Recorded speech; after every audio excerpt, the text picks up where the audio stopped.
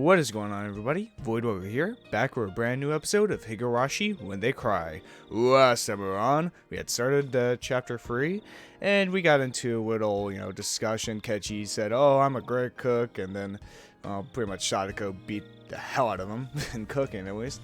And also I want to mention a couple things. First of all, it has been recently announced, like yesterday or 2 days ago, whatever this recording comes out, that Silent Hill F, a new Silent Hill game, is being run by the same person who won Higurashi, which is very, very interesting.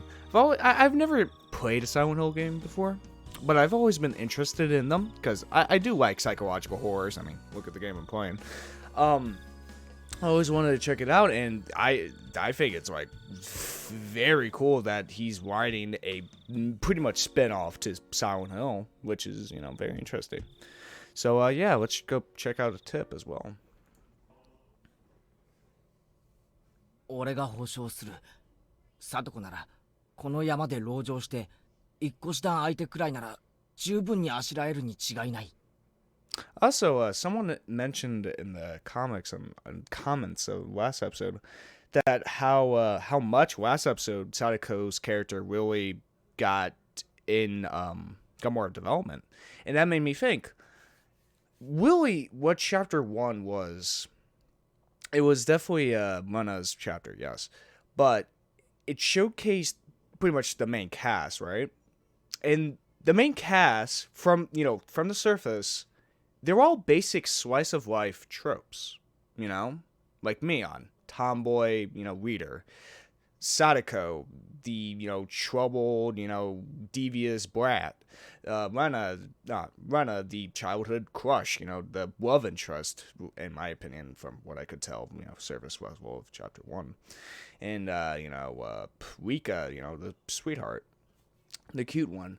But as we go through these chapters, each one of them gets more character development, which is very interesting.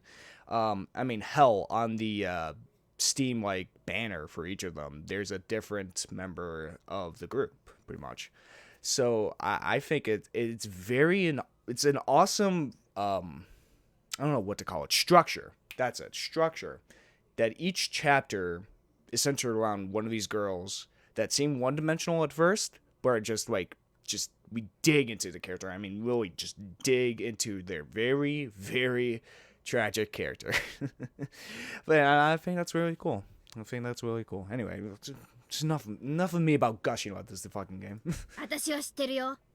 サトコはとある国の特殊部隊に招聘されてトラップの訓練教官をやってたんだ。そんな変な話はいいから誰か助けて。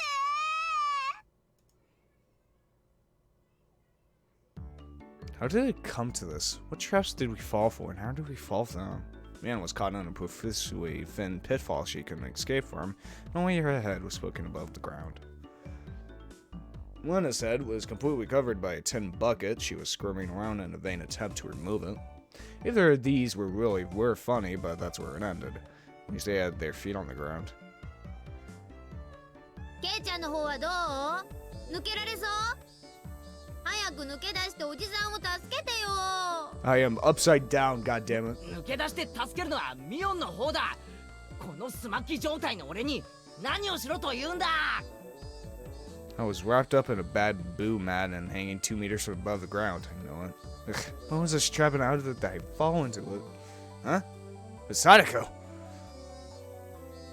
This all started when they suggested that I was unfamiliar with nature, having grown up in the city, and proposed a little exploration on the mountain.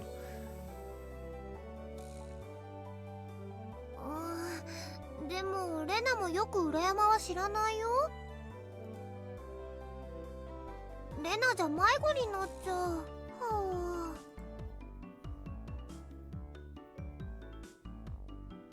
あ。裏山ね。小さい頃はよく遊んだけど、ここ何年かはさっぱりだな。あそこ道を誤るとかなりデンジャラスに迷うんだよな。裏山なら私たちにお任せですわよ。山が丸ごと私とリカの遊び場なんですもの。ねえリカ。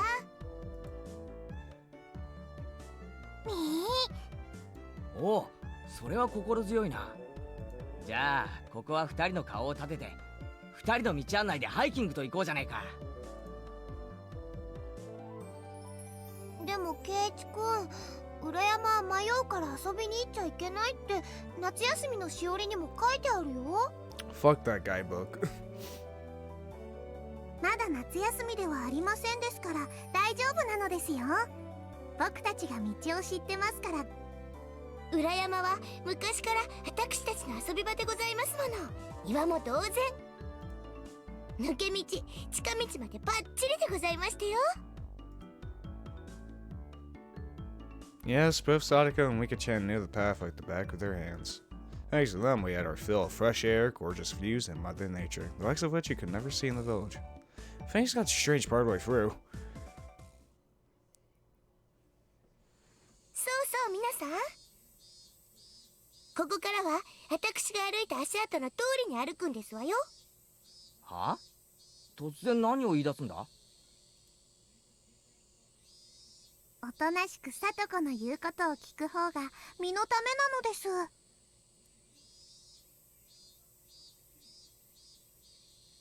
あれれ？ねえみーちゃん、ほらこれなんだろうね。引っ張るのかな？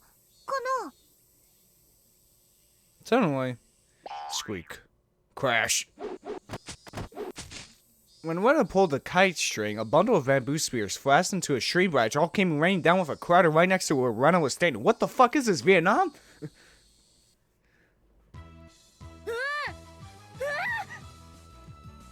何これ？何？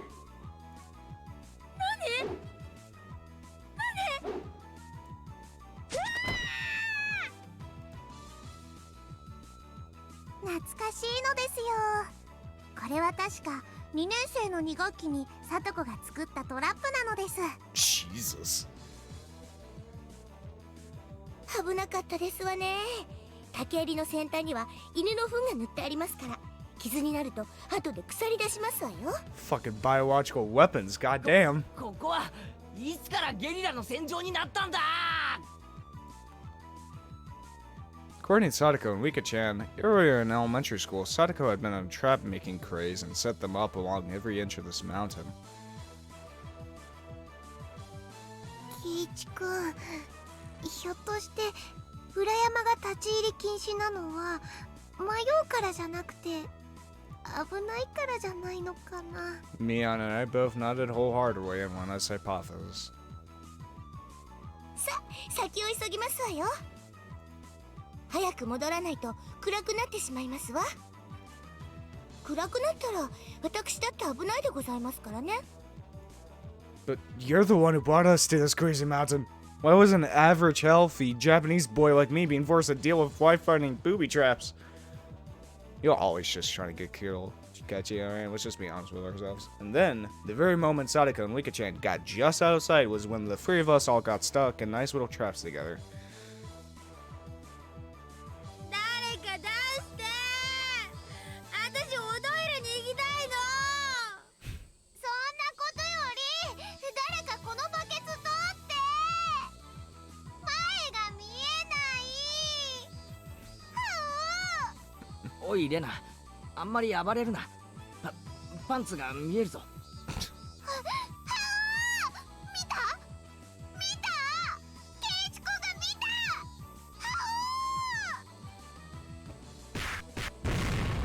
Smash, crash, smash, smash, smash, smash, crash, bash. 見えてるだろ絶対。バケ。 And then fucking dead. ゴー。ほら。 Bucket Wena was using me as a sandbag and Mion was crying. 落とし穴から抜けられなくてかわいそうなのです。もう皆さん、だから言いましたでしょ。私から離れたらいけませんでしたよって。 Finally had an epiphany. Sadako had been so bent on taking everyone out to the mountain because she wanted to brag all about all the traps she set up here over the years. Could have stopped just showing them to us. Didn't need to experience how it felt firsthand. Pikachu pets our free heads in sequence, an incredibly satisfied mood.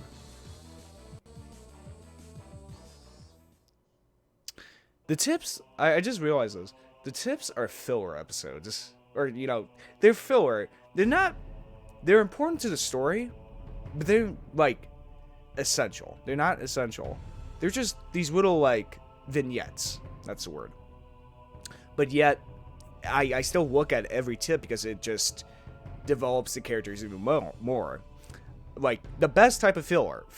If you're going to have, like, a filler episode and, like, or a filler chapter, or any type of filler in any type of media, you can make good filler. You can, like, develop the characters even more, you know, deepen their bonds and all that. So yeah, I also like the tips. They're very, like, they're good. I like them a lot. I just like this whole like story, you know. Like, I love the mystery, but I also love the characters as well. Yeah. Makes me invested. Mion gleefully announced the beginning of lunch.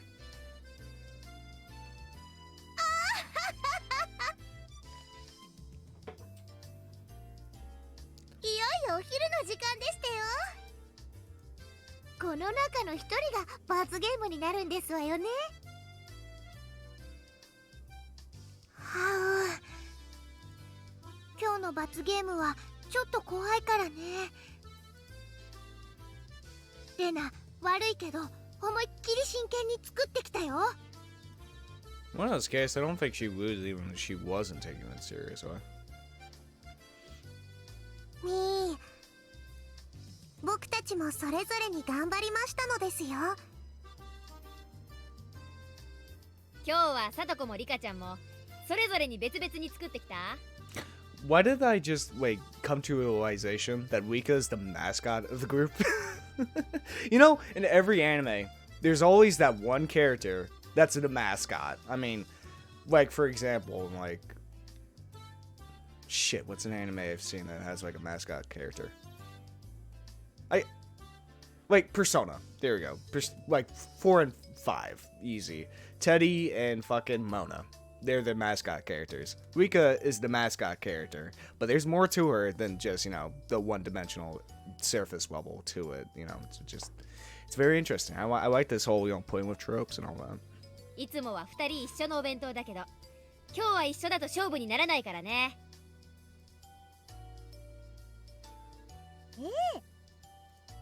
そこは大丈夫ですのよ。リカも私もちゃんとそれぞれに用意させていただきましたのよ。わあ、さとこちゃんもリカちゃんも頑張ったんだね。楽しみ楽しみ。ちょっと意外だったのは、ケイちゃんがちゃんとお弁当を用意できた点かな。Yep, all homemade and didn't have any help. さすが。やればできるみたいじゃない。I scratched my head and gave her a dry smile. My bento today had been made entirely by Sadako last night, and none of my personality, so there wasn't anything there that they could praise me for.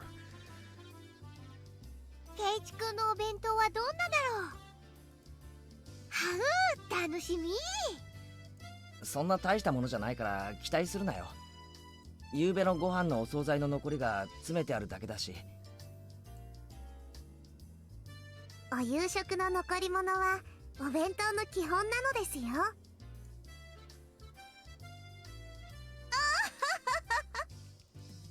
夕べの圭一さんのお夕食も分かって一石二鳥ですわね。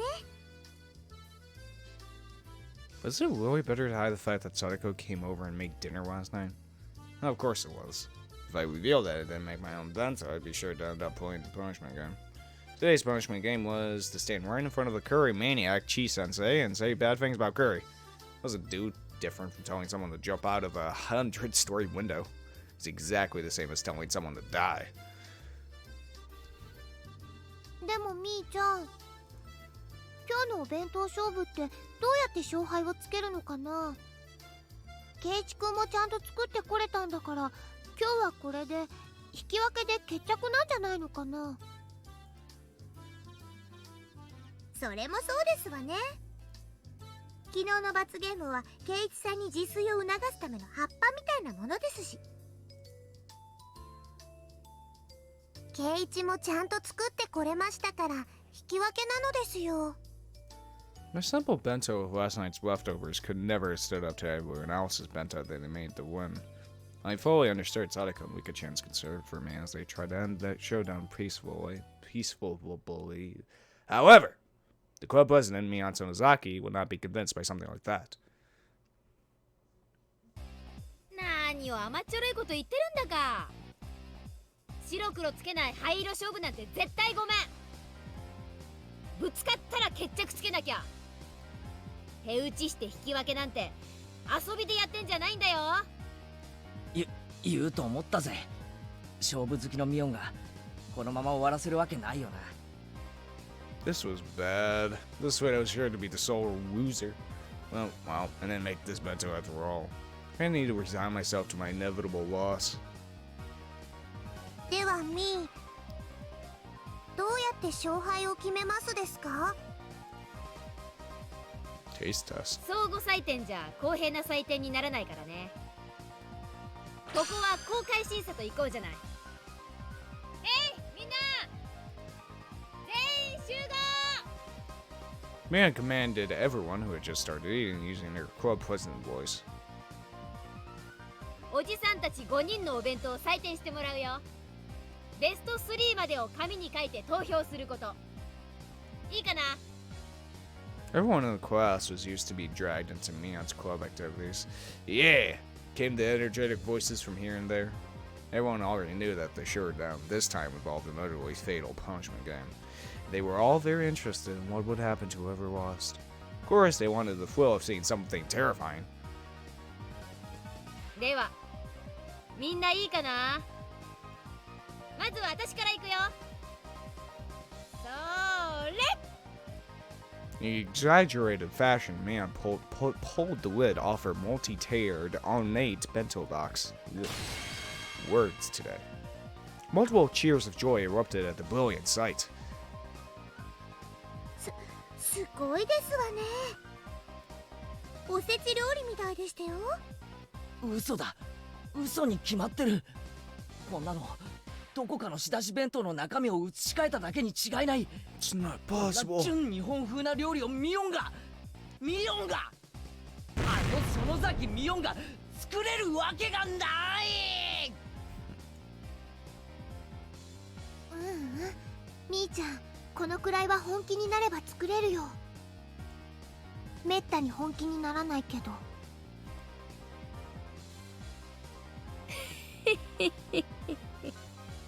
おじさんを誰だと思ってるわけ？時間と材料があるなら満館全席だって再現してみせるよ。I'm just thinking about this now. With the information we got from Chapter 2, I think the reason why Mion refers to herself as an old man is, at first we thought, comical, it's like, oh, it's funny. But I feel like the why she refers to herself as old man is because she's the heir to the Sonozaki family, and she carries the burden of all of the Sonozakis' pretty much tragedies or misfortunes and all that. Kind of like the old man, and typically at the head of any type of patriarch or house, it's usually an old man. So that's why she refers to herself as old man, because she views herself as hell. That's why she's the club president as well, because she's the leader. She was born to be a leader. I just fucking figured that out now. Holy shit, that's great writing. Wow. Oh my god, gushing about this game again. Oh my god. That's so good. Holy shit. Fuck. It's just these little tiny details about this game.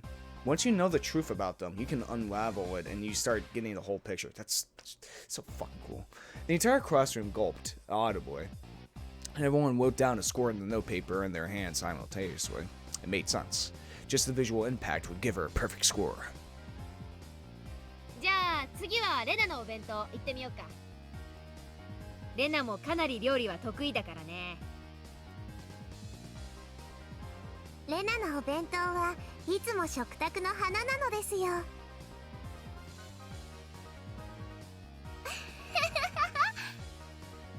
みんなありがとね。じゃあレナのお弁当も公開するね。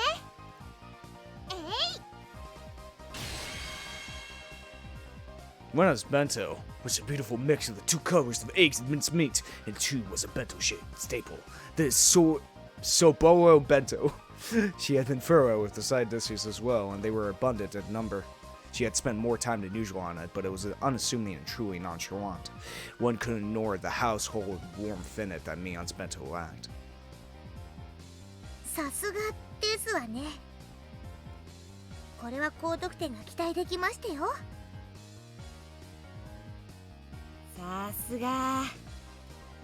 厳しめに見ても減点の余地は全くないね。相変わらず見事。Once again, every one of the judges wore the score in their notepaper at the same time. There seemed to be some who were revisiting their opinions when they compared it to Mion's score too. The whole classroom seemed split between Mion and Lena, and on everyone's face it was clear that they all wanted to be tasting them rather than scoring them. では続いて僕たちなのです。では公開するでございますわよ。 Come to think of it, Sadako and Wika-chan ate with me last night at my house. It was impressive they still made a bento. Both their bentos were clearly lacking compared to Mion's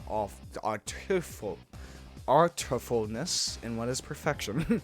Words. However, because of that, you could sense from them how hard they worked. The toppings were a little on the left side, but you could still feel that they tried their hardest. Made you feel a little biased so that you give them more points. Few people struck by just that once again revised their opinions and wrote in scores on their notepaper. サトコもリカちゃんもよく今日のお弁当を用意できたもんだな。レナやミオンの出来には確かに劣るかもしれないけど、それを考えるとかなりすごいことだぜ。Sadako and Wika-chan glanced at each other and grinned happily. 実は内緒でございますのよ。こにょこにょこにょこにょ。What? When Sadako told me, I broke off from the others and secretly looked for my classmates' bento boxes. There, Tomiko-kun and Okuma-ku's bento boxes. I took a quick peek inside and... Ah! Half of the contents were missing. Not bad. Man, Sadako and Wika-chan hadn't made bento today. Bold move. They got Tomiko-kun and Okuma-kun to share their bentos with them. おい、富田君、岡村君、何を条件に買収された？ What do you think, Kechi? いきなり何ですか、前原さん。私たちがいつ何を買収されたって言うんですか。そうっすよ。別にサトコたちに水やり当番を代わってもらうくらいで弁当を半分なんか。 Curse you, Sadako. What an impudent trick. Sadako grinned, showing her thing like canines, and laughed in triumph. Can't talk today. あら、これはケイチさんに学ばせてもらった技ですのよ。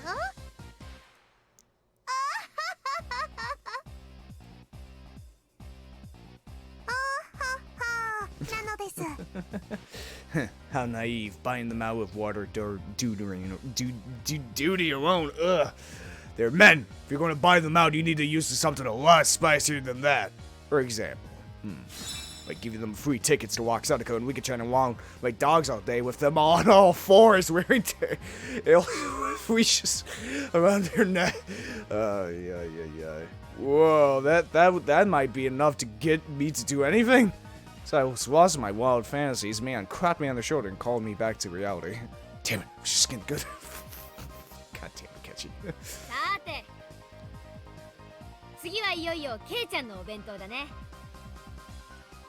ケイちゃんの昨日の予告だとかなりのものが期待されるけど、実際はどうなのかな。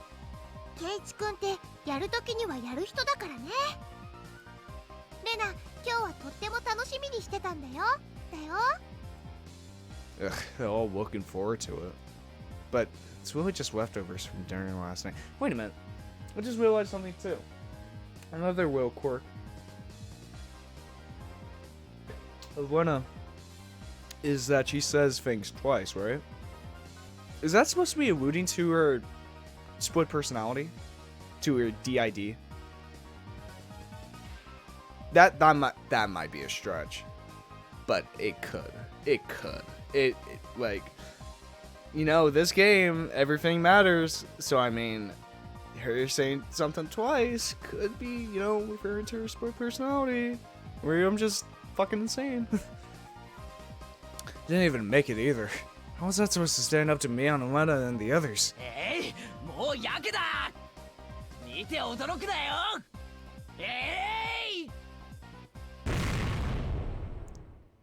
I tore the lid off my bento box.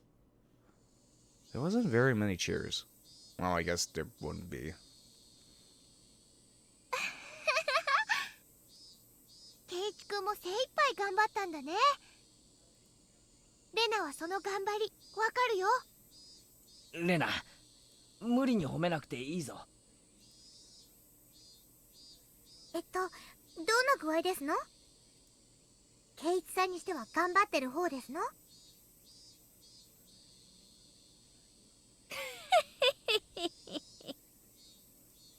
まあその頑張りは認めてあげたいけどね。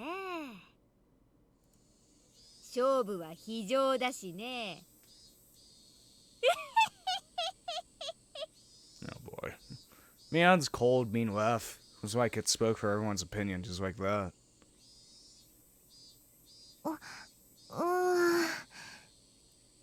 ケイチくん初挑戦なのにこんなに上手に作れたんだよ。みんなもっともっと評価してあげてもいいと思うんだけどな。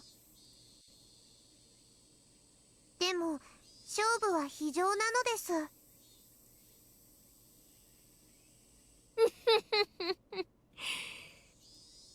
さーてケイちゃん、採点結果を集計する前に何か申し開きがあるなら聞いておくけど。 Well, shit. 申し開きってなんだよ。ケイちゃんがここで何かを訴えることでわずかな得点加算が望めるかもしれないってこと。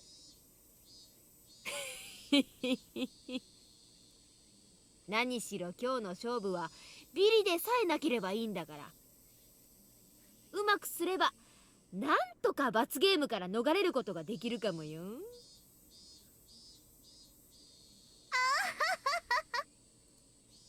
それって兄、ケイチさんのお弁当がビリって言ってるのと同じことでしてよ。別におじさん、誰の弁当がビリなんて言ったつもりはないんだけどな。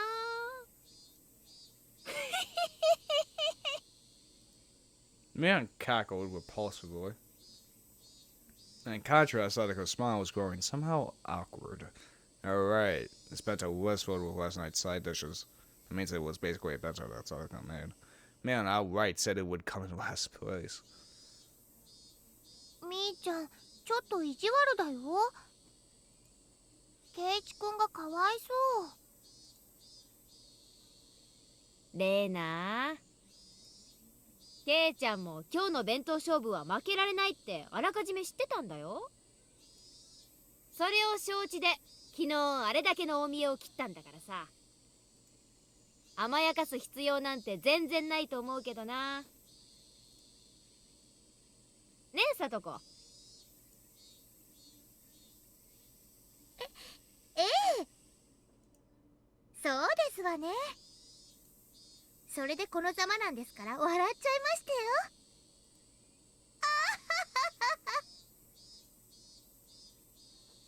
ちょっとさとこちゃん、笑うなんていけないんだよ。だってちゃんちゃらおかしくて笑ってしまうようなお弁当でしたよ。こんなお惣菜屋さんで買ってきたようなおかず、本当に幻滅もいいところでしたよ。ほら、これなんか缶詰を開けただけだよね。That was a new face. こっちのキュウリは包丁が通ってなくて綺麗に切れてないし。ケイちゃん、包丁とか全然扱ったことないでしょ。経験不足が明らかなんだよね。I typically use baseball bats. 経験不足もいいところでございましたよ。彩りもかなり単調。こればかりはセンスのなさに呆れるね。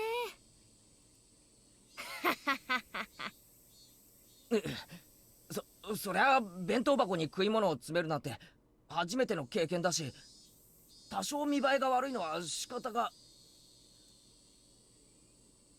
ケイちゃん、ケイちゃん、弁当箱への詰め方以前のレベルなの。富田、岡村、解説。Tomoyo-kun and Okuma-kun were chosen from our many underclassmen. Tomoyo-kun quickly adjusted his glasses and took a step forward. Oh shit. 前原さんのお弁当に致命的な欠点、それは彩りなんです。ご存知の通り、あらゆる色彩の根底には三原色と呼ばれる配色が存在します。Damn, we're going to color theory. つまりバランスよく配色を求めるなら、白、黒を除いても3色は必要なのです。Guys, I get it. My bento fucking sucks, but you don't have to do this. しかるに、前原さんのお弁当は白黒を除いた場合、暗緑色しか残らないんですよ。Ah, dark green. No one will want to eat it if you describe it like that. I had forgotten. Tomoyo-kun and Okuma-kun had been brought out by Rika-chan and Sadako, so they were trying their hardest to let them win and make me lose, weren't they? Okay, what strong wills they have. It was charming if only because they were working so hard despite having been brought out. おかずも心のこもらないお惣菜や缶詰ばかり。つまり前原さんのお弁当にはお弁当の三大要素、愛、心、味のうち2つも欠けていると断言できるのです。 What's it do? Classroom, convinced by the that's a word, by the evocation, new word of the day, of the mystery they were thoroughly baffled with, raised mysterious groans of admiration.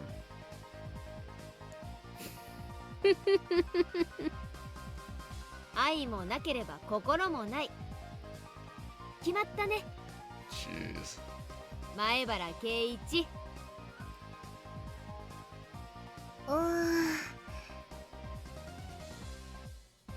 ちょっと冷たいけど、でもこれを機に圭一くんもお料理の楽しさに気づいてくれればいいのかな。そんなことより罰ゲームが僕以外なら何でもいいのですよ。 Lena was giving a dry hee-hee smile as well.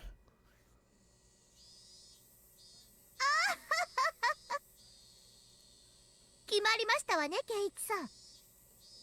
罰ゲームは圭一さんで決まりですのよ。 I wonder how this is affecting Sadako, because this ain't great to hear. She laughed in such a vile manner, but she didn't look like she meant it. I knew that Sadako was speaking ill of the bento that she practically made herself in front of the whole classroom, and I could tell how painful that laughter was. Okuma-kun said before that this bento lacked spirit, but among all the bento laid out here today, there wasn't a single one with as much spirit as this one. This meal that she made for me yesterday in such a good mood, that looked like she was in a bad one. I wouldn't let it stand with the slander. さて、ビリの圭一さん、そろそろおとなしく負けを認めなさいませ。ちょっと待ってもらおうか。When I began to speak in a low voice, the expressions of all the members of the club changed. Mion clicked her tongue. This man was baring his fangs at the last moment again. 俺の弁当の敗因は心がないから。そういう解説だったな。間違いないな、岡村君。Okama-kun, who had suddenly been placed in the spotlight, looked flustered for a moment, but immediately stammered in reply that it was right. 心の定義は何だ？黒か？努力か？ Alright, Phoenix Wright. 汗か涙か？その結晶か？ならば、俺の手に残るこの火傷は何の評価になるんだ？ Shit, this is his attorney. ケイチ君、それ油が跳ねたやけど？ Great, the burn marks from when I almost caused a fire yesterday looked just like I was having a ton of trouble cooking. Could clearly tell that the classroom was forced to acknowledge the effort I put into it. おお、自らの料理の下手さによる失敗をさも努力の痕跡であるかのように見せるとは、やはりこの男油断ならない。そうだ、俺は下手だ。昨日大見えを切ったのが情けなくなるくらいに料理は下手だ。だが戦った。そしてこの成果を出した。それは心じゃないのか？どうなんだ？レナは認めてあげたいな。挑戦する心が評価されなかったら誰も前に進めない。 My favorite face right now is fucking Rico's fucking shit-eating grin. I love that so much. I need to take a screenshot of that face because that's just a great face. The girls in the class started to nod in agreement. Okay, the tables are turning. A turnabout. But Tomoko-kun and Okama-kun, brought out by the objects of their unrequited affection, weren't about to lose either. They shifted to the counterattack, clearly exceeding the price they were paid. なるほど。前原さんの気持ちはわかります。ですがね、心だけで料理が決まるんだったらこの世にコックはいらないんですよ。そうっすよ。心を込めて頑張りましたって言ってコックが消し炭みたいなハンバーグを持ってきたらそれにお金を払います？払わないですよね。つまりそういうことなんです。 Oh, damn. That's right, that's how it goes. The male students took Tomata and Okamaku decide, yeah. They did have a point. でも心尽くしなんだぞ。たとえ真っ黒のハンバーグが出てきたにせよ、それを作ってくれた母の苦労を知るなら俺は食う。完食してみせる。 Crap. This time, the female students of the class took my side. Good. Now we're even. そもそもお弁当というのは愛情を食事の形として昇華させたもので、それは相手に伝わって初めて意味があるんです。前原さんのお弁当からはそれが伝わりますか？いいえ、僕には伝わりません。ひどい。 The girls in the class began to boo loudly at the mark. Now even Okama-kun was panicking. ああ、静粛に静粛に。傍観人は発言を慎むように。裁判長、俺はここでこの弁当にどれだけの心が込められているかについて料理学の権威リュウグウレナ氏の証言を求めます。 I told you, it's fucking Ace Attorney.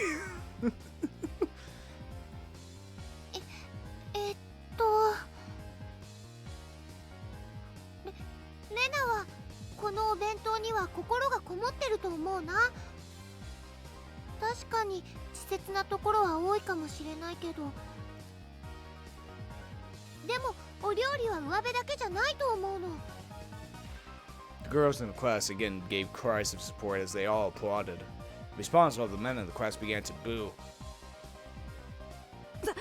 裁判長、前原さんと竜宮さんの意見は極めて感情的で一般常識としてかけ離れています。採用するには不適切です。静粛に静粛に。検察側の反証を認めます。どうぞ。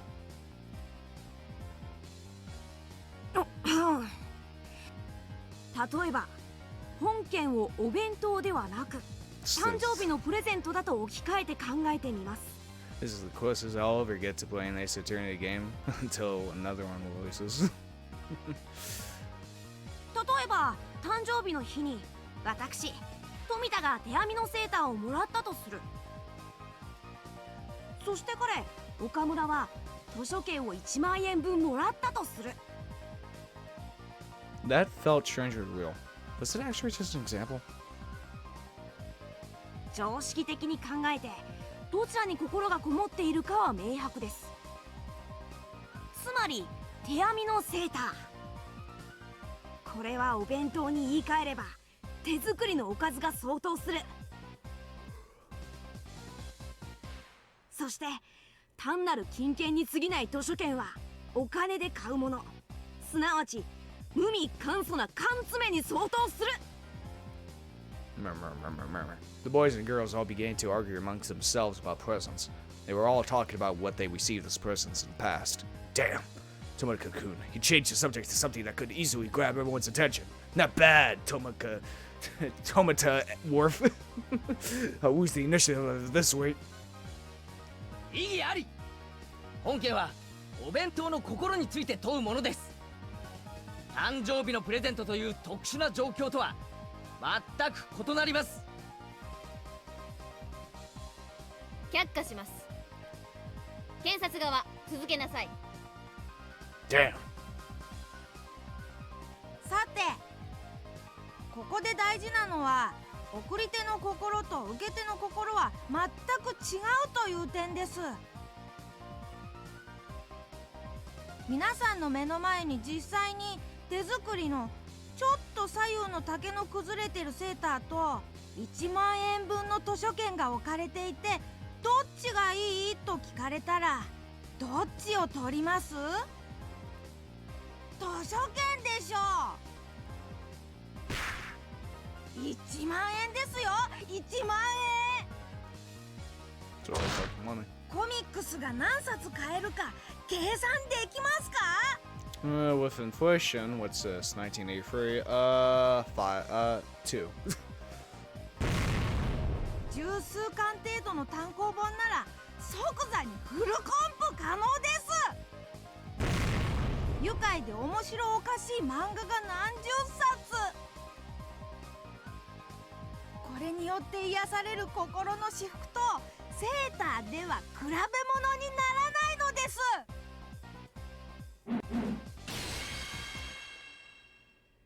The boys unanimously praised that with applause. Materialistic brats. But all guys that age are like that. Even I would choose the gift certificate over the sweater in that case. Hey, wait, weren't you guys the ones who said it was about love, spirit, and taste right at the start? This is when the taste trump all. That's the stance they were talking now. Taking. 以上より送り手の心と受け手の心には何の因果関係もないことが立証されたと思います。つまり前原さんがどれだけ苦労してお弁当を作ろうとも、それは私たち受け手が採点に手心を加えるものにはなり得ないのです。それは詭弁だぞ、富田君。心は確かにある。Man, I did not know in this episode we would be talking about the philosophy of cooking. それが伝わるかどうかは受け手の問題だ。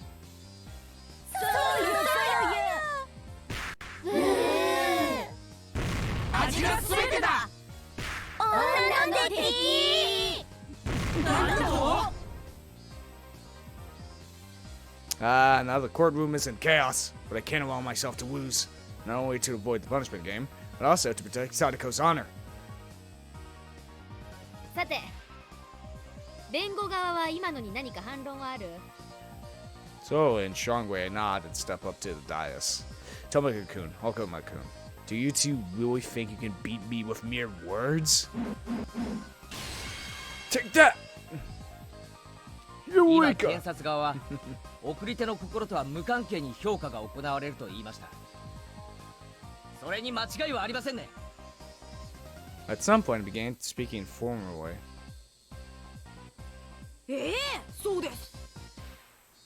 前原さんがどんなに苦労して作ったお弁当でも、その苦労は評価の対象にはなり得ない。では検察側に尋ねます。私前原が今日の自分の弁当としてこのお弁当とコンビニ弁当を並べたら、その評価はどちらも同じものなのですか？ The prosecution hesitated to speak. Got you! Gotcha, bitch! 手作りの弁当とコンビニ弁当では全く比較にならないのです。どんなにひどい手作り弁当であっても、ただ買ってきただけのコンビニ弁当とでは比べ物にならないほどの心が込められている。そしてそれは評価されている。つまり手作りによる心はちゃんと受け手に伝わってるのです。それを認めよう。 Boom! With these impactful words drawn in there behind me, I pointed my finger. The girls, one by one, broke into applause. Some of the boys were admitting it too. And this is where we find out Kechi is actually Phoenix's Wright's dad, because I'm pretty sure the Ace Attorney games take place in like 2026 or something like that. 認めます。 And the Great Ace Attorney takes place in the 19th century, so there's gotta be middle ground, and that's Kechi. 認めましたね。認めましたね。では次にコンビニ弁当にはなぜ心がないかについて移りましょう。そもそも弁当で伝える心とは何なのか。意義あり。前原さんは抽象表現で法廷を煙に巻こうとしています。却下します。面白そうだから最後まで聞くように。 Got them. Now I'll show you two the difference between us. 裁判長、ここでフルで理科氏を証人として喚問したいと思います。 Me. Even for Rika-chan, that must have seemed like a bolt from the blue. There's no doubt that she never dreamed the point of my sphere would be aiming at her. But Rika-chan, you said it before. For this showdown, it doesn't matter. フルで理科さん、あなたの今日のお弁当は実によくできていますね。美味しそうです。 Me? Yes.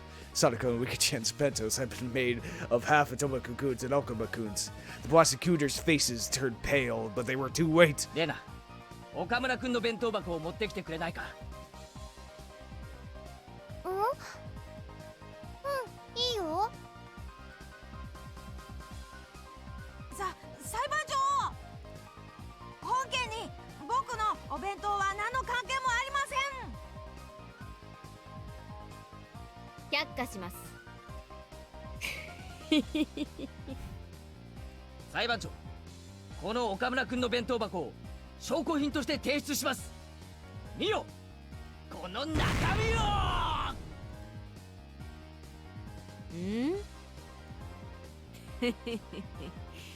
半分しか入っていないね。 The smoking gun. 半分かどうかじゃないでしょう。もっとよく見てください。ほら。全く同じ内容だ。裁判長、見ての通りです。フルで理科氏のお弁当は岡村君の盗品。そんなものに心がこもってるわけがない。いや、これは単なる偶然で。 Coincidence, my ass. もう明白でしょう。心とは送り手と受け手のキャッチボール。ならば弁当箱はボールに当たるのです。そして本来このお弁当は岡村君の母親から息子に託されたものだから、この弁当箱に詰まった心はそれを割り込んで奪ったら、もうそれに心はないのです。Dun dun dun. Yay, that did it. あれそうなの？リカちゃん、そうなの？みーみぱ God damn it, Wicca.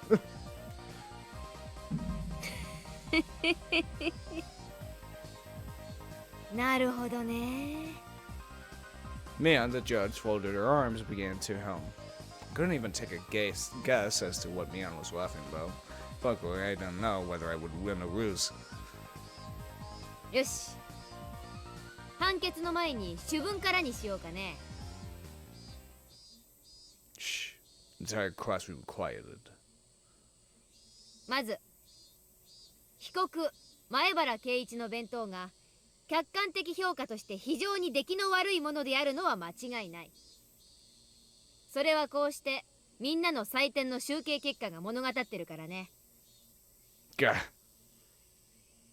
でもケイちゃんの言う通り、料理は味だけじゃない。心もまた隠し味として認められるべきだよね。でもそれは得点評価で言えば小数点以下。本当に微細なもので、その出来具合の評価を改めるには至らない。 Grr. さて、ここでそもそもの今日の弁当勝負の原点を探りたい。そもそも今日の勝負は何が大前提なのか。そう。被告前原圭一が自炊できるか否かが問題になり、その成果を図るために催されたものだった。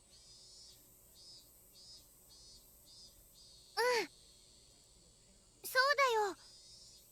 圭一くんはちゃんと作ってきたよ。 Ugh. That stung my conscience a bit, but for the showdown, it didn't matter. ならば、この勝負の大前提は自炊。 Yep, did all すなわち手 myself. 作りであるか否かだよね。でもリカちゃんはそれを怠ったとなると、それは出来以前の問題。すなわち失格ってことになるのかな。みぱ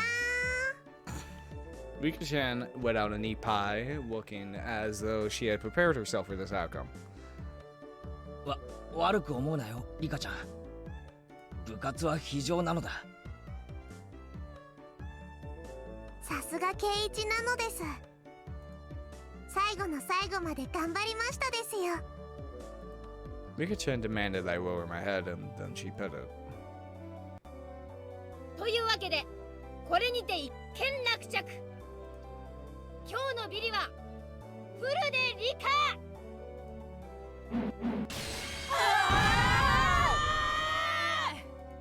That miraculous turnaround. I fucking knew it! In last place went to Rika-chan, the one everyone had least expected. The whole classroom went wild.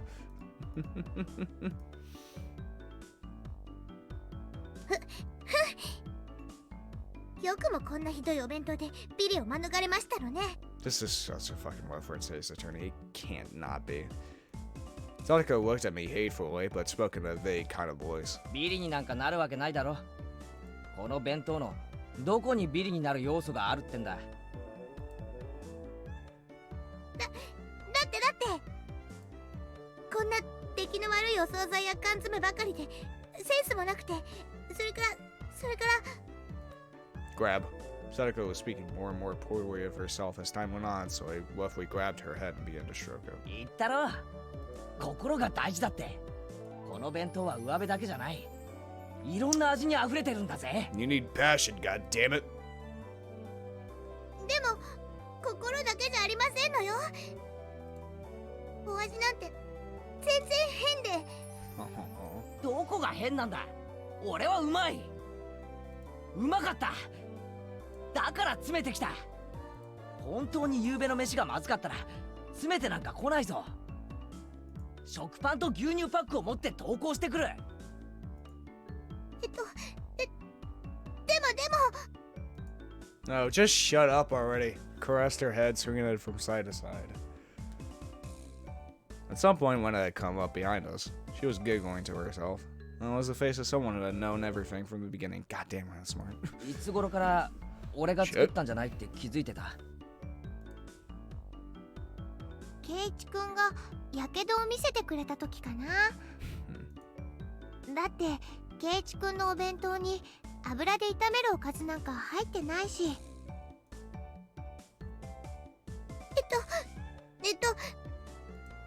レナさんは何か誤解してるではございませんの？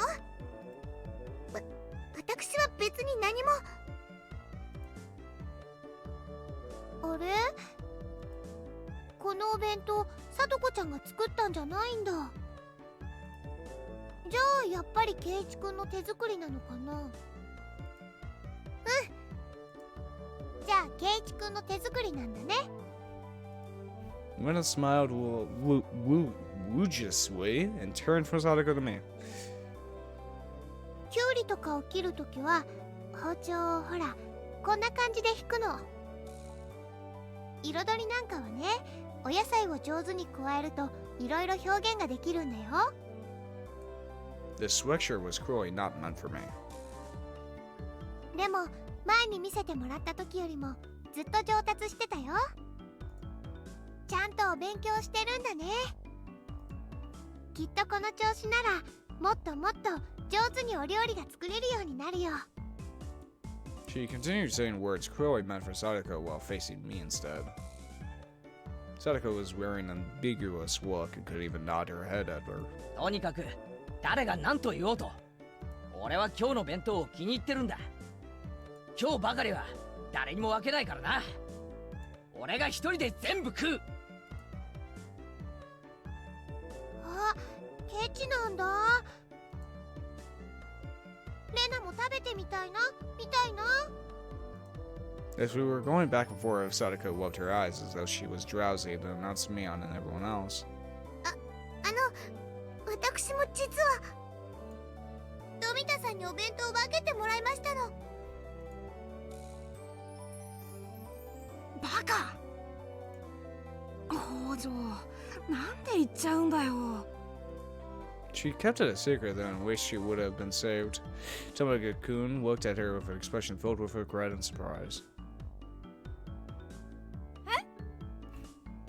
そうだったの？ほんと？ありゃー。Mion spun her finger around and pointed to the hallway, since it seemed Sadako to the punishment game as well. Sadako left the classroom behind her, completely prepared, as though she was going with Fika-chan on an errand.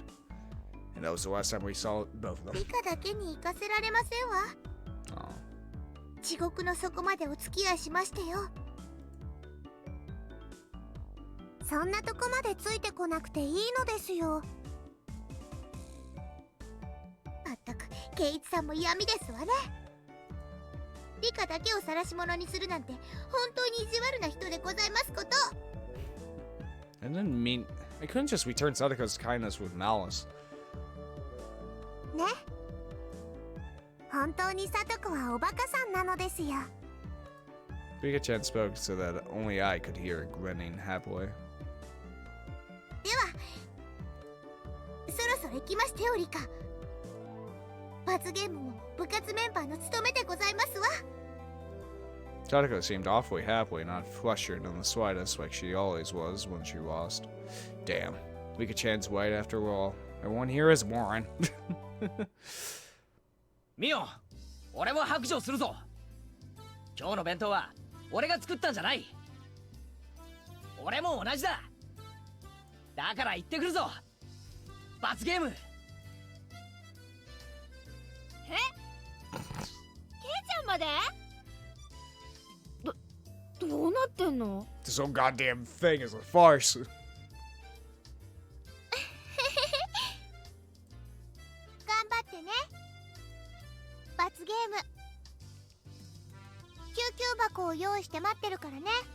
Thank you, Anna. あらかじめ救急車の手配を頼む。場合によっては霊柩車だな。Leaving a bewildered Mion and happily smiling Lena behind the classroom, I went into the hallway. 何やってるんですの？せっかく勝ってたのに。わざわざ罰ゲームに名乗りを上げるなんて物好きにも程があるでございましたよ。そうだな、物好きにも程があるぜ。まったく今日の罰ゲームを甘く見すぎですのよ。私たちならともかくケイチさんじゃ大変なことになってしまうかもしれませんわね。 Oh, trust me, I've already died twice. 肋骨の1本や2本の覚悟は終わりでしょうね。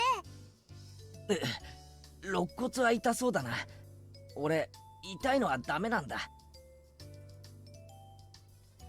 ケイチさんはおとなしく私の相槌を打っているんですのよ。私とリカでうまくやりますから。まったく罰ゲームの面倒まで私が見なくちゃダメなんて。まったく。 I already knew that her pouty behavior was a sign that she was actually in a really good mood, so it made me want to smile. なあ、俺さ、野菜炒めが食いたいんだけど、さとこ作れるか？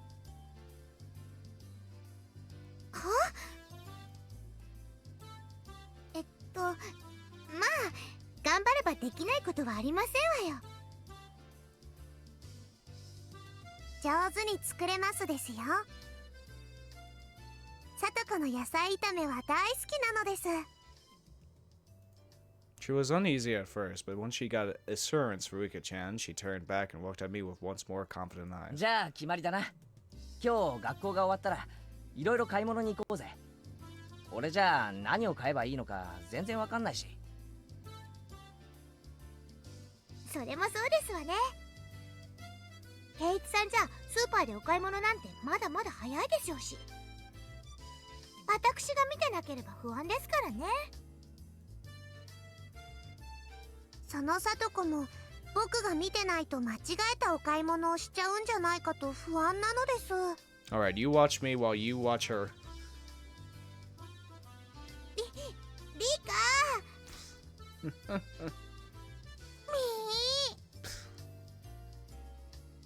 Conversation continued as we walked. Goddamn, they're cool. Until we arrived before the door to the tears around you. さて、罰ゲームなんかちゃっちゃと済ませて、今晩の献立の話でもしようぜ。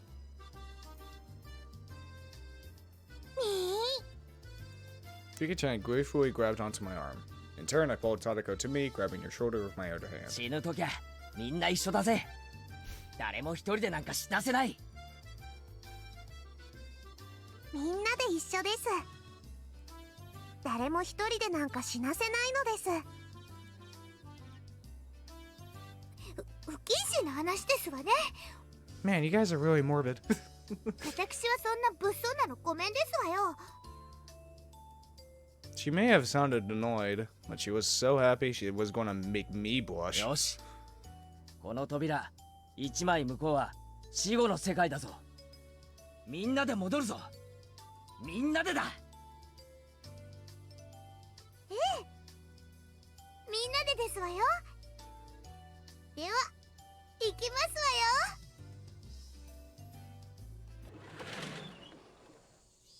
わよ。 Swam! We opened the doorway to the world of death, like she did every day, just as the sun rose in the eastern sky, and there's fucking curry with this. Chi-sensei was eating curry for lunch. It was store-bought, but she made a point of eating a different brand every day. Jesus. あら、前原君に古出さんに北条さん、 Is that a fucking dead in the locker? どうかしましたか？ Or the dresser, the cabinet? She appeared to be in the middle of a moment of sublime bliss, her mouth full of her beloved curry. We were to pick a fight with her. What a crime this punishment game would be. However, it was what we had to do. For that, is the rule of our club. Three of us held each other's shoulders tightly once more. じゃあ行くぜ。 Your curry sucks. いいか。いいかじゃありませんわ。ケイチさんはおとなしくしてるんですのよ。すべて私とリカでやりますから。私に今だけ命をお預け遊ばせ。ファイト、おーですよ。あなたたち？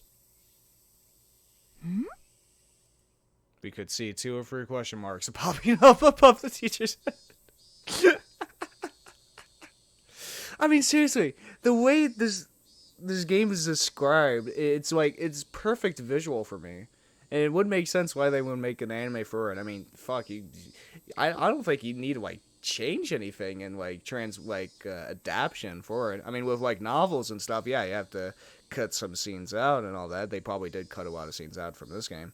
But the way, the way, you could easily visualize this. I mean, it is a visual novel. I mean, pretty fucking easy, but, you know, it's just, the visual image in my head is just so, it's good. Alright, Sadako. This is the only time I'll trust you with my wife, because I'll be shutting my eyes tightly and only thinking about what we'll be having for dinner. I'm leaving it up to you. Sadako inhaled deeply, and so...やーいカレー独身貴族ニンニク臭いぞ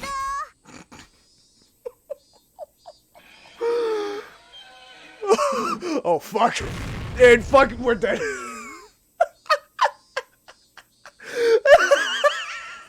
End of chapter. We're done.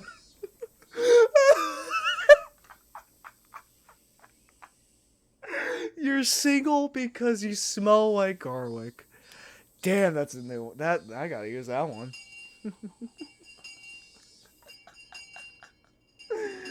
Oh my god. In the end, my selfish request was wittily granted. As Sadako muttered complaints under her breath, quite merrily, she came up with me to the store. Rika-chan didn't come with us. She said she had a thing she wanted to do or something.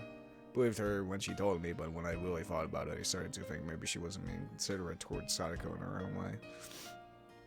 Without Rika-chan here, Sadako was prouder and more lots of new words today. Curious than ever. That's a word. I guess. いいですことスーパーというものにはタイムサービスというものがあるんですのよ。例えば野菜炒めに欠かせない豚肉ももう少し待つと半額にまで下がるんですの。 Damn. お肉やお魚は鮮度が下がったら売れませんからね。お店も売れ残さないように土壇場では安くしてくれるってわけなんですねよ。もちろん百戦錬磨の主婦の皆様もそれを熟知していて、こうしてサービスタイムが近づいてくると。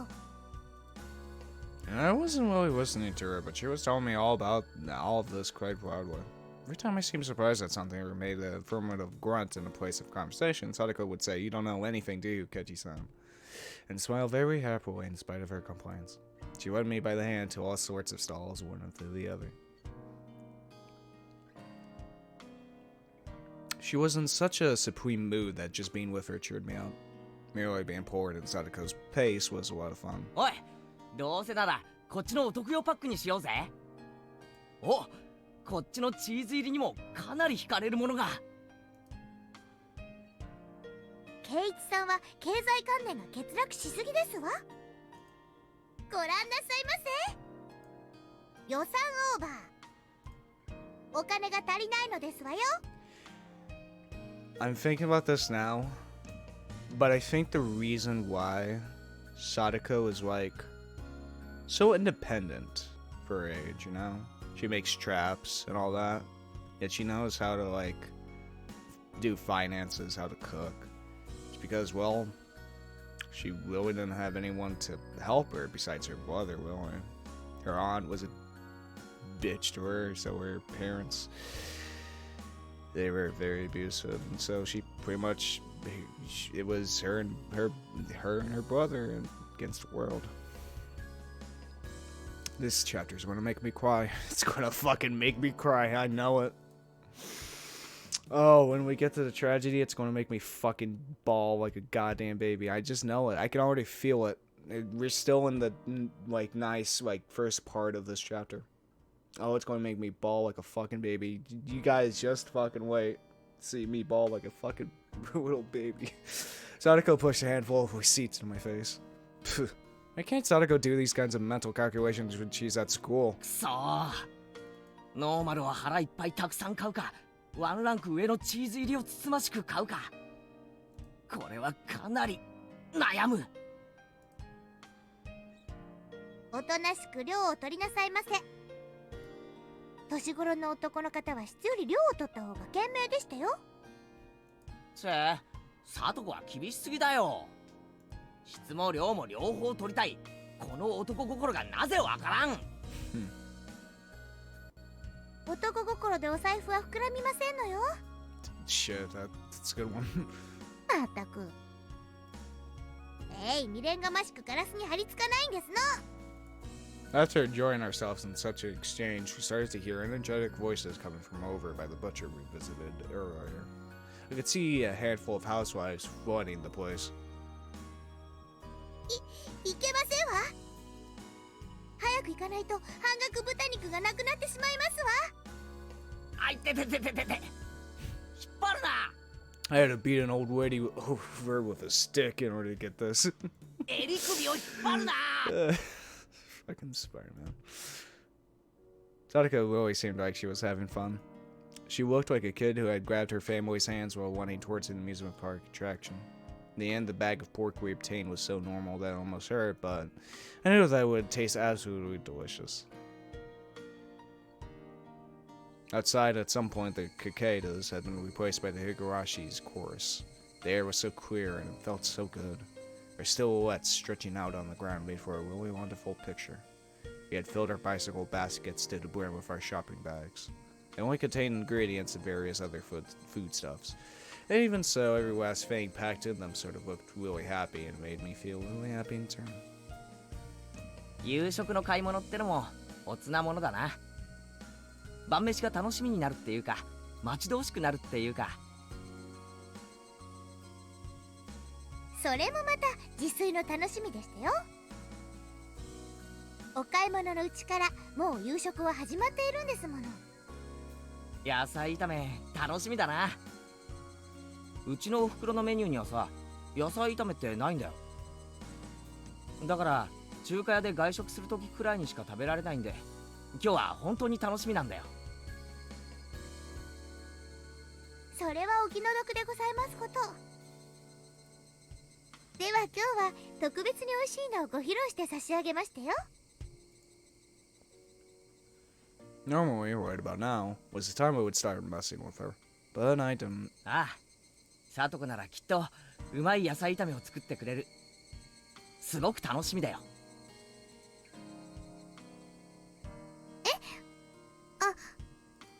She stammered for a second. Sadako had been prepared for me to start making fun of her right then, too. And when it didn't come, she was surprised. Maybe she stammered for some other reason, I don't know. But I immediately knew she wasn't feeling anything bad. とびきり美味しいのをごちそうしましたよ。楽しみにして遊ばせ。As Sadako and I rode back on our bikes, I had a thought. Was I this sort of person? Until now, I would have lashed back at Sadako right away if she did something to me. Yeah, that was the kind of relationship we had. We would poke at each other a little, then kick up a storm out nitpicking at one another. At some point, that had changed. We weren't playing our usual tit for tat. I didn't provoke her, so we didn't fight. That went for Sadako too. Sadako, who I thought I knew, had been like this until now. Our relationship was changing, little by little. That's what it felt like. But it wasn't something I had to worry about.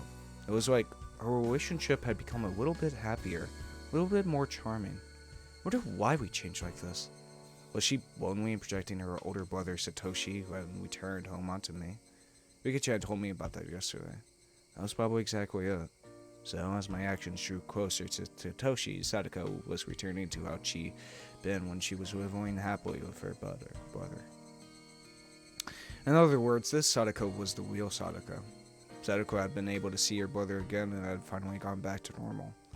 And had been playing the role of her brother, I discovered that she really could smile so sweetly. But I wasn't Satoshi Hojo. I was Kechi Marabawa, a totally different person. I couldn't become my brother. I could come close, but I could never really get there. That was vaguely, somehow, a little sad. I was wearing Satoshi's mantle, and that would have come off one day. And that would doubtlessly put an end to this meager, nostalgic, peaceful time of Sadako's. Limited tranquility. A tranquility that would end one day. Putting it in those terms, it really was sad. I shook my head firmly and drove off these pointless thoughts. どうしましたのケイチさん。ごめん、なんでもないよ。なんでもないならそんな変なことしないでくださいませね。何か悪いものでも食べたんじゃないかと不安になってしまいますわ。へいへい、ごめんよ、さとこ。Nagging like always, but she still seemed really happy. The mood of hers drew me in, putting a smile on my own face. Hey, Kitchen Marabella, why don't we quit thinking about this having to end one day? If it will, then just think about when that happens. There was one thing, however, that I could say for sure. As long as I smiled like this, Sadako's own smile would never wane. So as long as I stay this way, this tranquility will never end. Satoshi would come back one day too. That might happen a lot further away than I like, but till that day, what's wrong with me being a replacement for him? Saying that I'm not her real brother, so I can't become Satoshi, that was just an excuse. If I just didn't run away, Sadako would stay happy and live a fun life and annoyed nitpicking. I don't know what happened to Satoshi or what made him abandon Sadako and run away, but just seeing Sadako in such a good mood made me think I could persevere as long as I needed to. So this is what I thought. I wouldn't become Satoshi, I would become a replacement brother. そうそう、俺はこういう野菜炒めを期待してたんだよ。うまい、実にうまい。この塩コショウ味のお汁がいいんだよな。実にご飯が進む。ほらほらゲイチさん、こぼしてますわよ。そんなに焦って食べなくてもご飯は逃げませんのよ。いや、逃げるぞ。出来たてほやほやの最高の味はできた瞬間からどんどん逃げていくんだ。サトコが100美味しく作ったものなら、俺はその100を丸々味わう義務がある。それがクーガーのマナーってもんだ。それはお気持ちだけで十分ですわ。ですからもっと落ち着いてご飯をお食べなさいませ。そうだな、悪い悪い。No insults here. I meekly scratched my head, then put down my chopsticks and laughed along with her like it was funny. I ended up doing most of the eating. Sadako was rarely taking a bite. She seemed satisfied just by watching me enjoy the food so much. Whenever I filled my mouth with more of her delicious meals, Sadako would glad. That would let me enjoy the food even more. In this way, she kept smiling happily the whole time. Looking at her made me really happy as well. The time passed softly and gently. Before, I would have gone back and forth, hurling insults with Sadako in other words. We would have gotten into a fight right away. I never known I could feel such peace of mind by talking to her honestly like this. I was a little bit happy about having discovered this new side of Sadako. For example, I was eating food that Sadako had made. There wasn't an inch of me that thought it was suspicious. Before, however, Sadako would have definitely put some sort of trap into this. がっつきすぎた。ちょっとトイレに行ってくるぞ。ちょっとゲイチさん、お食事の最中におトイレに行くのはマナー違反ですわよ。じゃあなんて言えばいいんだ？接近か？川屋か？お便所か？ Sadako looked down, her face bright red, and pointed down the hallway as if to say, just go already. Whoops, my old habit seemed to have come back. But yeah, this wasn't all that bad either. No weird schemes, everything is just natural. And while having such utterly unguarded thoughts, I went into the bathroom. Tug. My foot caught onto something string-like. Huh? Whoop! Bang! Well...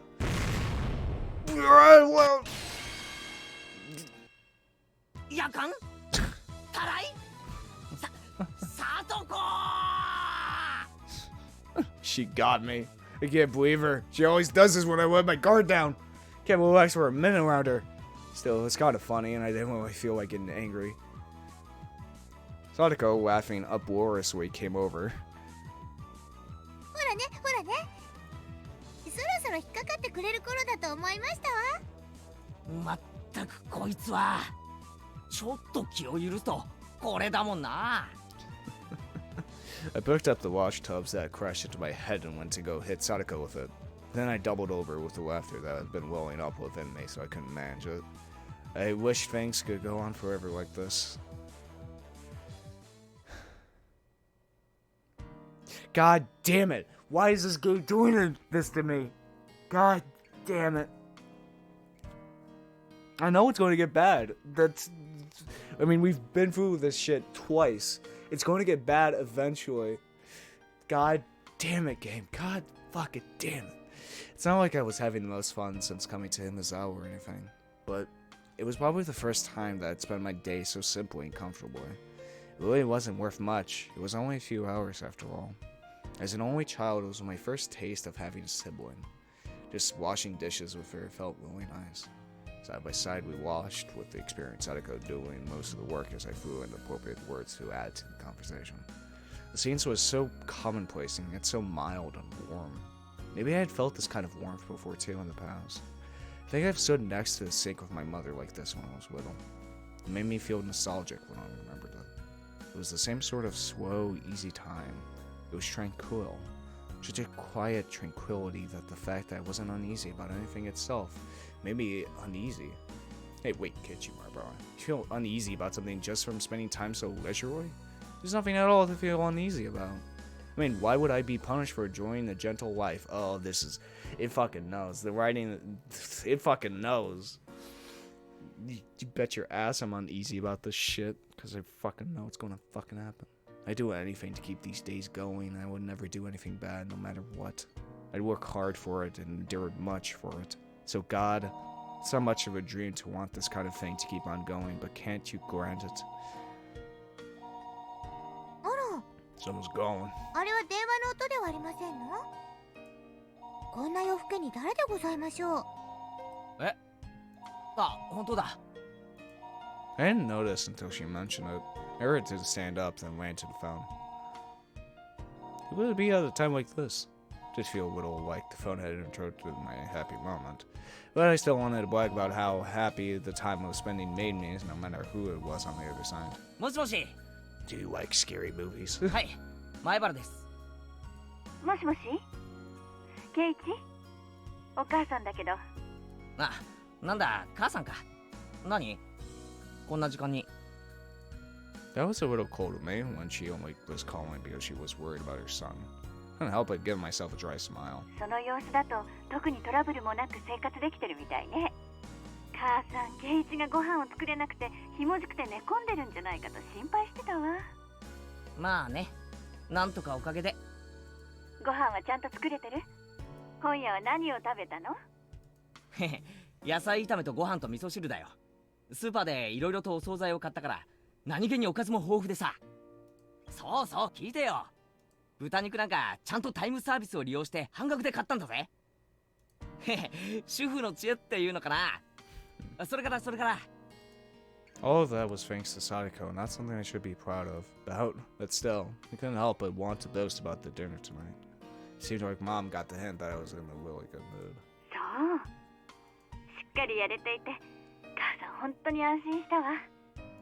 そうそう、それでね。お父さんとお母さんの仕事がなんとか終わったの。明日の昼か夜には帰れると思うから。ああ、そうなんだ。二晩よく頑張ったわね。こっちも二晩ほとんど徹夜でね。大変だったけど、なんとか先生のイベントは穴を開けずに済みそうよ。うん、よかったね。お疲れ。Why did my parents coming home seem so disappointing? I knew a little bit of the reason, of course. This tranquility I never wanted to end was about to end so readily, and it was a little painful. After being asked what kind of souvenir I wanted from Tokyo, implying that anything edible would be great, I put down the receiver, and Sadako appeared, having finished cleaning up her trap. At first, Sadako was in a very good mood, but when she saw me put down the receiver with an uncertain expression, her own crowded over a bit. It seemed like she'd gotten the gist of what my phone conversation had been about. ケイチさんのご両親からですの？ああ、明日には帰ってくるってさ。あら、それは良かったですわね。明日のお夕食の面倒はもう見なくていいわけでございますものね。家族で水入らずの食卓を囲みなさいませ。そんなことないよ。また明日からまた無味乾燥な食卓かと思うとなんだか寂しいよ。何を贅沢言ってますの。家族みんなで囲む食卓が一番楽しいに決まってますわ。 Her brother Satoshi running away from home came to mind immediately, but there was no groom in the way she said it. 私も昨日今日と2日間でしたけど、とても楽しいお夕食を取らせていただきましたわ。ならさ、今度は俺から聡子の家に遊びに行くよ。Sadako momentarily made a happy smile, but then a second later changed to an expression of surprise. うちは狭くて汚いですわよ。お台所もこんなに立派ではありませんし。俺は別に気にしないぜ。でもま、聡子が嫌なら遠慮してもいいよ。Sadako shook her head firmly, her whole body expressing denial. それに俺、聡子にはまだまだ色々と教えてもらわないとな。ようやく炊飯器の使い方と味噌汁の作り方を覚えた程度だし。それもそうですわね。これを機会に圭一さんにお料理をお勉強してもらうのもいいかもしれませんわね。It was so like Sadako to take this chance to proclaim that it was all for my sake, but there was no way to conceal her own enthusiasm. It was true that this gentle time would come to an end when my parents got back. There was no need to lament that, though. I could easily put in the effort to continue on mild moments like this. Like yesterday, Sadako told me that she didn't need to be escorted home, but Rika-chan wasn't with her tonight. She would be going home by herself. Everyone knew everyone else's face in Himizawa, so it wasn't like it was dangerous to go out at night, but it still wasn't too good to send a girl on her way all alone. At the very least, that's what I thought as Sadako's older brother. じゃあ学校の近くまで送ってやるよ。あそこまで行けば結構街灯とかあるから大丈夫だろ。本当に大丈夫なんですのよ。悪い人が現れても指一本で撃退してみせますわ。There was no point in pressing her any more on the subject, so I took a handful of Sadako's hair and rubbed her head vigorously. 聡子、ごちゃごちゃ言うな。Your Nini will bring you part of the way there. That's what I was about to say when I suddenly got embarrassed and my voice trailed off. Nini could only be the nickname Sadako gave to her old brother, and nothing else. I was about to use it pretty right way, so I started to feel apologetic and a little ashamed. ニーニー。 Eh? What did Sadako just say?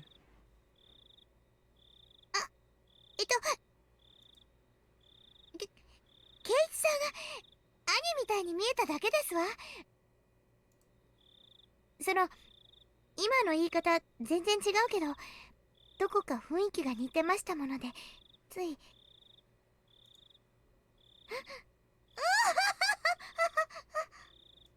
Sadako laughed awkwardly and turned red in the face.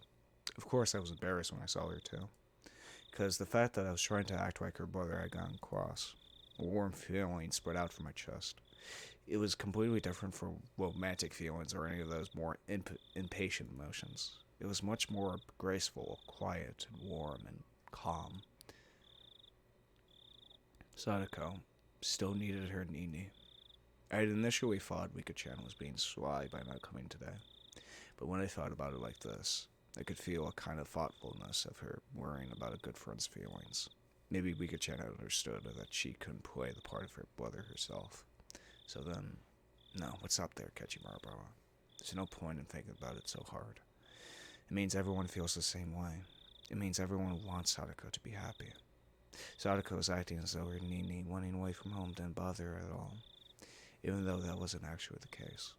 She was very sad and always waiting for him to come home, because Sadako was a stable person when she was his sister. In order for her to really be this level-headed, having a brother was something she couldn't do without. In other words, Sadako still needed a brother. Nobody had the right to smile it away as childish immaturity. In fact, they deserved praise for being so close to each other as siblings. that Wall of Weather should be played by a real Nini, by Satoshi, but unfortunately he wasn't here. Since I'm here, I'll play the part. And not with a guilty conscience, but in a very natural way. Because, was there something wrong with seeing Sadako smile so happily? なんですの圭一さん。さっきからずーっとニヤニヤしてますのね。俺が嬉しそうな顔をしてるとおかしいかな。別におかしくはありませんけど、その。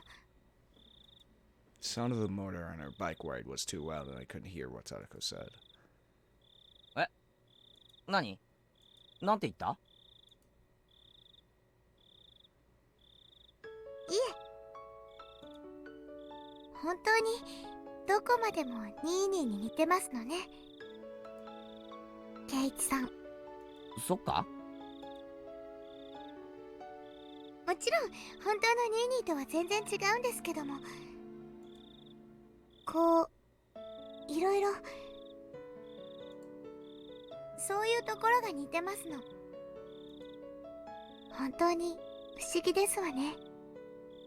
似ているとニーニーを思い出して寂しくなるか？ Once I said that, I thought for a moment that was absolutely the wrong thing to say, but Sadako didn't seem to mind one bit. 別に寂しくなんかありませんわ。こうして圭一さんがニーニーの代わりになってくれますしね。その As I was flustered for a moment at hitting the mark, Sadako suddenly asked me a question in a calm voice. It was a very quiet, composed, and adult question. リカですの？ It was quiet, but her voice sounded lonely somehow. リカがニーニーの代わりになってくれって圭一さんにお願いしたんじゃありませんの？そう思うのか？気を悪くしないでくださいませね。リカって私には変に気を使うんですの。私はそんなに気にしていないのに。I could say for sure, at least, was why. Yesterday and today, Sadako had been so happy spending time like this with me as siblings. And that was proof itself that she was lying about it and not getting to her. So I gave Sadako a light poke in the head. 考えすぎだよ、バカ。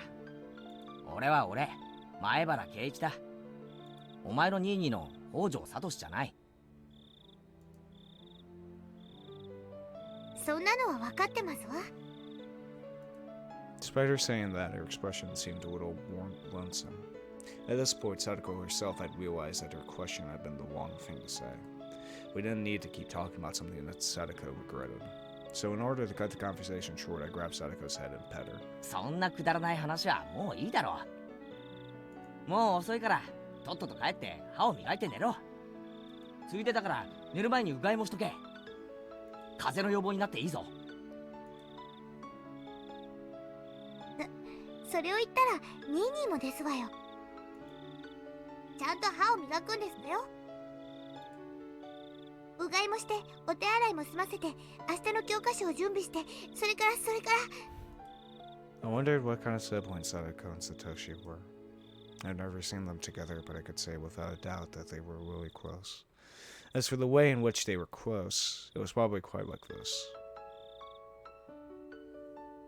It was so cool that the day's heat seemed like why, and yet the moonlight was somehow faintly warm. The quiet chorus of the insects was pleasing to the ears.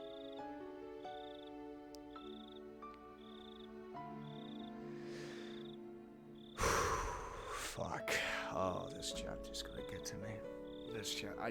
As I said before, this chapter's gonna get to me. This is the one that's gonna break me. I know it. I know it. I know it. I know it. I already know. This chapter is gonna fucking break me, man. It's gonna do it, dude. Trial and tribulations. That's the achievement. That's great. But yeah, if you guys enjoy this type of content, hit that subscribe button. If you liked it, hit the like button. Want to tell me something? Put that in the comments below. Want to check out the Discord server I'm in or my Twitter? Check the description below. And yeah, it's been Voidlego. I'll see you guys next time. See ya!